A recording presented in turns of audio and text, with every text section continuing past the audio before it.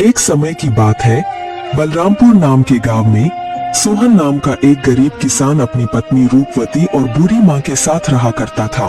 सोहन की एक छोटी सी बेटी थी जिसका नाम मुन्नी था।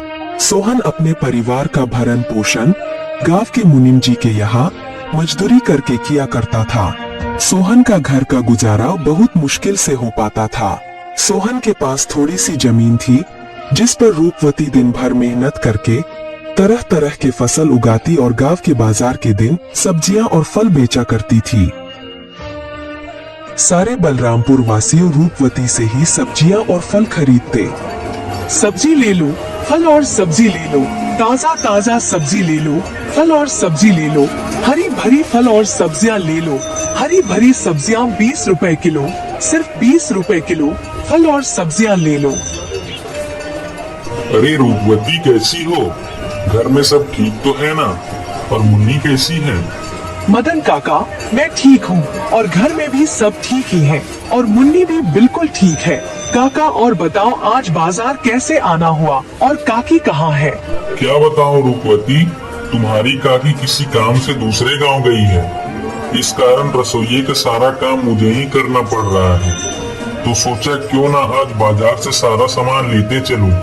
अच्छा, तो ये बात है मदन काका। अच्छा रूपवती, तुम ये बताओ टमाटर कैसे किलो बेच रही हो?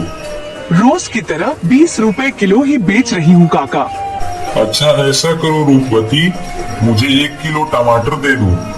क्यों नहीं काका, देती हूँ। इतना कहकर रूपवती मदन काका को 1 किलो टमाटर दे देती है और बदले में मदन काका से पैसे ले लेती है। रूपवती के खेत में एक पुराना कुआं भी था जो सालों भर सूखा ही रहता। उस कुएं में एक बूंद पानी भी नहीं था। इस कारण रूपवती दूसरे गांव वालों के कुएं का पानी अपने खेतों की सिंचाई और खेती के लिए इस्तेमाल करती थी। अपने कुएं से पानी लेते देखकर कुएं के मालिक हरिदास को रूपवती से बहुत जलन होती थी।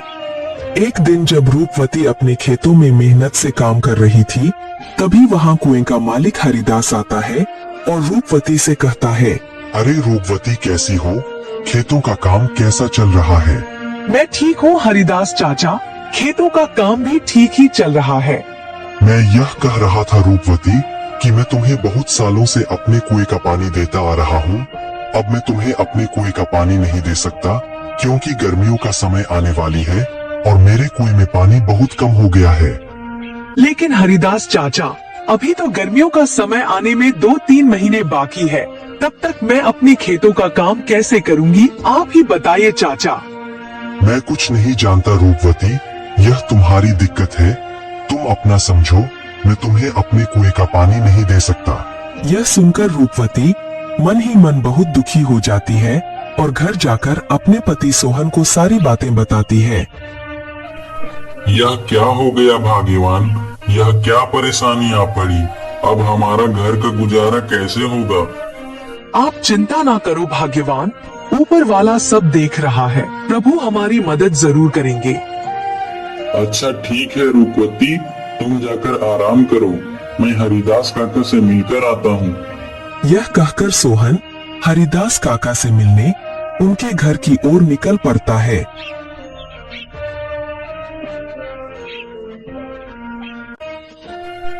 हरिदास काका, अरे ओ हरिदास काका, घर में हो कि नहीं? अरे कौन है भाई? रुको आता हूँ। अरे सोहन तुम हो? मेरे घर कैसे आना हुआ? हरिदास काका, मुझे रूपवती ने बताया कि आपने हमें कुएं का पानी देने से मना कर दिया। हाँ सोहन, यह बात सच है कि मैंने रूपवती को अपने कुएं का पानी लेने के लिए मना कर दिया। ऐसा क्या हो गया हरिदास काका? देखो सोहन, मैं तुम्हें कई सालों से अपने कुएं का पानी देता आ रहा हूँ और इस बार गर्मियों का समय आने वाली है। इस कारण मेरे कुएं का पानी बिल्कुल सूख कर कम हो गया है। अगर मैं तुम्हें अपने कुएं का पानी देता हूँ तो मुझे गर्मियों में बहुत परेशानी होगी। लेकिन हरिदास काका, अभी तो गर्मियाँ आने में 2-3 महीने का समय है, तब तक मेरे खेतों का क्या होगा? मैं कुछ नहीं जानता सोहन, मैंने रूपवती को भी कहा था कि यह तुम्हारी समस्या है। मैं तुम लोगों को अपने कुएं का पानी नहीं दे सकता। सोहन, हरिदास काका को कुएं का पानी देने के लिए मनाने का बहुत कोशिश करता है, लेकिन हरिदास नहीं मानता है। फिर सोहन दुखी होकर थक हार के अपने घर की ओर निकल पड़ता है।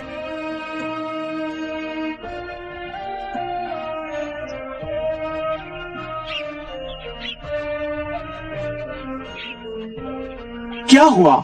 हरिदास काका ने क्या कहा?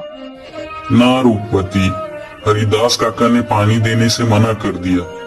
कह रहे थे अगर मैं तुम्हें पानी देता हूँ तो मुझे गर्मियों में बहुत परेशानी होगी। पानी के बिना क्या होगा भाग्यवान? हमारे सारे खेत तो सूख जाएंगे और हमारा गुजारा कैसे होगा? अच्छा, वो जो हमारा पुराना कुआं है उसको खुदवाने में कितना खर्च लगेगा? भाग्यवान 500 रुपए तो लग ही जाएंगे। अरे हमारे पास इतने पैसे तो हैं ही नहीं। अच्छा, अगर मैं खुद से ही कुएं को खोद दूं तो? क्या आप कर लेंगे? हाँ, अब कुआं मिस्त्री कर लेगा तो मैं क्यों नहीं कर लूंगा। अच्छा भाग्यवान, कल सुबह सुबह दोनों कुएं के पास चलेंगे। भाग्यवान जाओ, मुझे बहुत भूख लग रही है। जाओ जाओ, घर में जो कुछ भी है वो फटाफट लेकर आओ। इतने ही बीच में उन्हें एक आवाज सुनाई देती है। ये किसकी आवाज है? वह दोनों बाहर निकलकर देखते हैं तो एक साधु महाराज उनके घर के बाहर भिक्षा मांगने के लिए खड़े होते हैं। जो कुछ भी घर में हो, चावल, गेहूं, बाजरा, दाल, वो मुझे दे दो बेटा। अरे साधु महाराज, हम सब पहले से ही इतने गरीब हैं। हम जैसे तैसे करके अपना जीवन गुजार रहे हैं। ऐसे में हम तुम्हें कहां से दान दें? सोहन की स्थिति देखकर बाबा जी समझ चुके थे और बोले, कोई बात नहीं बेटा, कोई बात नहीं, ठीक है बेटा, अब मैं चलता हूँ। मैं किसी और के घर में भिक्षा मांग कर खा लूंगा। अरे रूपवती, हमारे घर में बाबा को देने लायक कोई भोजन है क्या? भाग्यवान, हमारे घर में बाबा को देने लायक कुछ भी नहीं है। केवल थोड़े से चावल थे जो तुम्हारे लिए बचा कर रख दिए थे। अगर वह बाबा को दे देंगे तो तुम्हें भूखा रहना पड़ेगा। रुकिए बाबा, भाग्यवान जाओ और मेरे हिस्से का भोजन है वो जाकर बाबा को दे दो। लेकिन भाग्यवान, अगर मैंने आपके हिस्से का चावल बाबा को दे दिया तो तुम्हें भूखा रहना पड़ेगा। तुम उसकी चिंता मत करो भाग्यवान। अगर वैसे भी अगर मैं बाबा को भूखा जाने दूंगा तो मेरे गले से भोजन नहीं उतरेगा। जाओ वो भोजन लेकर आओ।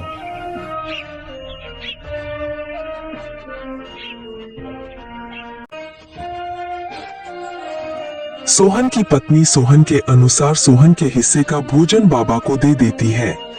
धन्यवाद बेटा, धन्यवाद। भले ही तेरे अभी बुरे दिन चल रहे हैं, मगर ऊपर वाला सब देख रहा है। वह एक दिन तेरी अवश्य सुनेगा।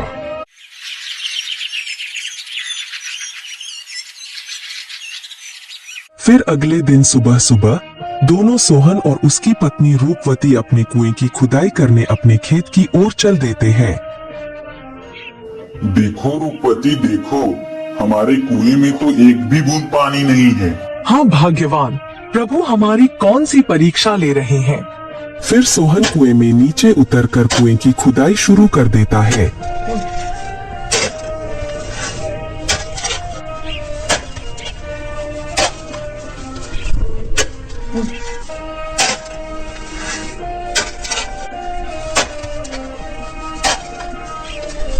थोड़े समय बाद अचानक से कुएं की एक पत्थर के अंदर से पानी निकलने लगता है। अरे यह पानी कहाँ से आ रहा है? मुझे तो अपनी आंखों पर विश्वास ही नहीं होता। मुझे तो लगता है कि यह सब मेरे अच्छे कर्मों का फल है जो मुझे मिला। भाग्यवान सही कह रही थी और बाबा जी भी सही कह रहे थे कि तुम्हारे कर्मों का फल तुम्हें अवश्य मिलेगा। ऊपर वाले ने मेरी सुन ली। अब मैं इस पानी से मैं अपने खेत की सिंचाई अच्छी तरह से कर सकूंगा। सोहन बहुत खुश हो जाता है और ऊपर जाकर रूपवती से कहता है, भाग्यवान, प्रभु ने हमारी सुन ली। नीचे पत्थर से पानी निकल रहा है। क्या आप सच कह रहे हो भाग्यवान? प्रभु ने हमारी सुन ली। अब हमें खेती करने में कोई परेशानी नहीं होगी। तो दोस्तों, आपने देखा जो अच्छा कर्म करता है उसके साथ हमेशा अच्छा ही होता है।